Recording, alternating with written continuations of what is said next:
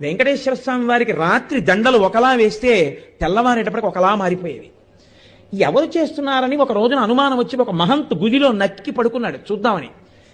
అర్ధరాత్రి అయ్యేటప్పటికీ అయ్యవారి పాదపీఠం దగ్గర లింగమాంబ గారు వచ్చి హారాలు సరిచేస్తుంటే చూసి మూర్చిపోయాడు. ఇప్పటికీ తేజోరూపులై ఆనందనిలయంలోకి వెళ్ళి ఈశ్వరుణ్ణి సేవిస్తారు. బ్రహ్మగారు, చతుర్ముఖ బ్రహ్మగారు ప్రతిరోజు వెంకటేశ్వర స్వామి వారి పాదాలు కడిగి ఆ పాత్ర అక్కడ ఉంచుతారు. అందుకే రాత్రి నీటి చెంబు ఉంచి తలుపులేస్తారు.